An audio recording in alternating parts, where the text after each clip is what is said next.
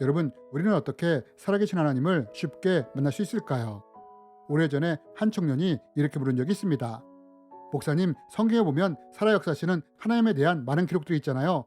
혹시 이런 하나님의 역사를 내 삶에서도 체험할 수 있나요? 라고 말입니다. 여러분, 혹시 우리 가운데서도 이런 생각을 가지고 있는 분이 있습니까? 만약 있다면 성경에 기록된 살아계신 하나님을 우리가 경험하고 체험하려면 어떻게 해야 할까요? 이번 시간에는 이에 대해 함께 나누기 원합니다. 그렇다면 여러분, 우리는 크리스천으로서 언제 어떨 때 살아계신 하나님을 쉽게 만날 수 있을까요? 여러분, 우리가 언제 어떨 때 가장 쉽게 하나님을 체험할 수 있느냐? 그것은 바로 우리가 광야에 있을 때 가장 쉽게 살아계신 하나님을 체험하고 만날 수 있습니다. 우리가 살아가면서 광야의 길을 갈 때, 이럴 때 가장 쉽게 하나님을 만날 수 있다는 것입니다. 이게 무슨 말이냐? 우리는 이것을 성경을 통해 볼 수 있습니다. 여러분, 이스라엘 백성들은 애굽에서 400년 동안이나 노예의 삶을 살았습니다. 그런데 이랬던 이스라엘 백성들이 모세를 통해 출애굽을 하게 됩니다. 그리고 이들은 광야에서 다시 40년을 살아갑니다. 그럼 여러분, 이스라엘 백성들은 애굽에서 400년, 광야에서 40년을 살았는데 이들이 어디에 있을 때 살아계신 하나님을 더 많이 체험했습니까? 바로 광야에 있을 때 더 많이 살아계신 하나님의 역사를 체험했다는 것입니다. 여러분, 우리가 언제 살아계신 하나님을 더 쉽게 만나고 체험할 수 있느냐? 그것은 우리의 삶이 광야에 있을 때, 힘들고 어려운 상황, 고난 가운데 있을 때 하나님을 더 쉽게 만나고 체험할 수 있다는 것입니다. 그러면 왜 우리가 광야에 있을 때 더 쉽게 하나님을 체험할 수 있느냐? 광야는 우리의 힘으로 살아가기 쉽지 않은 하나님의 도우심이 필요한 곳이기 때문입니다. 여러분, 성경에 보면 이스라엘 백성들이 홍해를 건넌 후에 광야에 들어섰을 때 가장 먼저 만났던 문제가 무엇이었습니까? 먹을 물이 없었다는 것입니다. 그리고 곧 먹을 것도 떨어지게 됩니다. 또한 광야에 이글거리는 태양과 밤의 추위도 이스라엘 백성들을 힘들고 어렵게 했습니다. 그런데 이스라엘 백성들이 이러한 것을 만났을 때 하나님이 어떻게 하셨습니까? 이것을 그냥 내버려 두시지 않았다는 것입니다. 먼저 구름 기둥과 불 기둥으로 어떻게 하십니까? 낮에는 구름 기둥을 일으켜 장렬하는 뜨거운 태양을 막아주십니다. 또한 밤에는 불 기둥을 통해 따뜻한 보일러가 되게 해주십니다. 또 먹을 것이 없을 때는 어떻게 해주십니까? 만나를 통해 먹을 것을 제공해 주시지 않습니까? 여러분, 우리가 언제 하나님을 가장 쉽게 체험하고 만날 수 있느냐? 우리의 삶이 광야에 있을 때 하나님을 가장 쉽게 만나고 체험할 수 있다는 것입니다. 물론 많은 사람들은 광야의 삶을 꺼려합니다. 왜 그렇습니까? 힘들고 어렵고 고통스럽기 때문입니다. 하지만 이때가 가장 하나님을 만나기 쉬운 때라는 것 또한 우리가 알아야 한다는 것입니다. 여러분, 우리는 본능적으로 뭔가를 가지고 있어야, 통장에 돈이라도 좀 있어야 불안하지 않습니다. 살아가면서 필요한 것들이 어느 정도 채워져 있어야 안심이 되는 것입니다. 물론 이러한 것이 잘못된 것은 아닙니다. 그러나 내 삶에 필요가 채워지고 안정되고 평안할 때에는 하나님을 체험하는 것이 그리 쉽지 않다는 것입니다. 여러분, 우리는 이러한 것을 성경을 통해 볼 수 있지 않습니까? 여러분, 제자들이 갈릴리 바다를 건널 때 풍랑을 만나지 않았다면 어땠을까요? 아마 평안히 갈릴리 바다를 건넜을 것입니다. 그러나 이랬다면 예수님이 풍랑을 잔잔케 하는 것 또한 보지 못했을 것입니다. 여러분, 제자들이 풍랑이라는 것을 보고 자기들이 이것을 감당할 수 없는 것을 알고 예수님을 찾았을 때 예수님이 이것을 보시고 어떻게 하셨습니까? 풍랑을 꾸짖어 잔잔케 하시지 않았습니까? 여러분, 제자들은 풍랑을 만났을 때에야 비로소 이것을 통해 자연까지도 통치하시는 예수님의 능력을 본 것입니다. 여러분, 우리는 고난이나 어려움을 싫어합니다. 그래서 이것을 피해 가고자 합니다.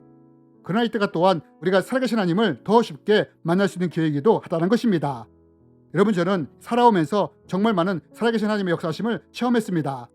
그럼 제가 어떻게 살아계신 하나님을 많이 체험하게 되었느냐? 제가 특별해서가 아니라 사역자로 살다 보니 많은 시간 광야의 길을 걸어야 했기 때문입니다. 하나님이 채워주시고 인도해 주시지 않으면 어떻게 할 수 없는 광야의 길을 걷다 보니 나의 필요를 공급해 주시고 인도하신 하나님을 많이 체험할 수밖에 없었던 것입니다. 예를 들어 한 가지만 말씀드리면 멕시코 선교사로 헌신했을 때의 일입니다. 후원자를 세우지 않고 오로지 하나님만 의지하여 멕시코 선교사로 가기로 작정했습니다. 그런데 현지에 도착한 후에 난감한 상황에 부딪히게 되었습니다. 저는 한국에 있을 때 멕시코가 우리보다 생활 수준이 낮다고 생각해서 멕시코에 도착해서 살 가구들에 대해 적은 금액을 책정해 놓았습니다. 하지만 멕시코 현지에서 가구들의 가격이 한국보다 비싸다는 것을 알게 되었습니다. 멕시코에서 식료품 비용은 한국보다 많이 쌌지만 공산품은 오히려 비쌌습니다. 왜냐하면 제조업이 발달하지 않아 대부분의 목재와 가구를 수입에 의존하고 있었기 때문입니다. 결국 제가 책정한 금액으로는 책상 하나, 의자 몇 개, 작은 소품 몇 개 정도 살 정도밖에 되지 않았습니다. 이산 집에서 이것만을 놓고 썰렁하게 살아야 할 형편이었습니다. 그런데 이때 어떤 일을 경험하게 되었느냐? 제가 아는 한 분에게서 전화 연락이 왔습니다. 이분이 뭐라고 말씀하셨느냐? 자기가 아는 가구 회사에서 전화가 왔는데 가구를 세일한다고 연락이 왔다는 것입니다.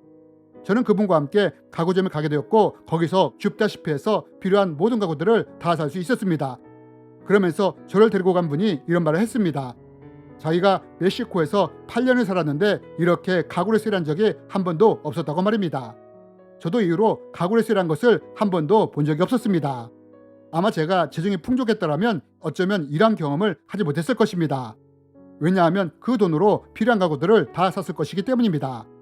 그러나 하나님은 저의 부족한 것을 아시고 이런 방법을 통해 필요한 것을 채워주신 것입니다.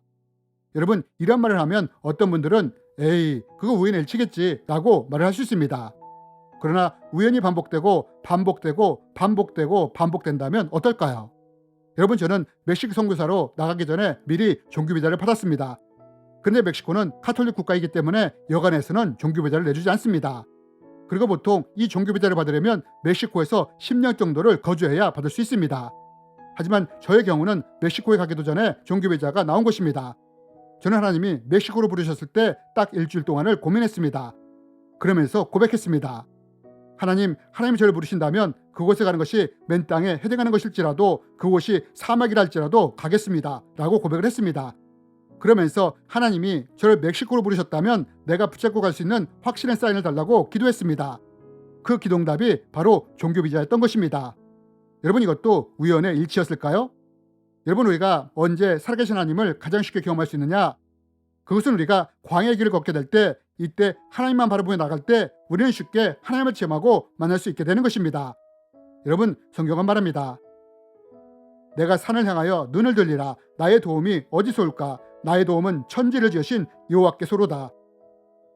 여러분, 우리가 광야를 만날 때 한숨을 지으며 한탄하는 것이 아니라 하나님만 바라보고 나아간다면 살아 역사하신 하나님을 만날 수 있게 된다는 것입니다. 여러분, 자식을 키우는 부모라면 알 것입니다.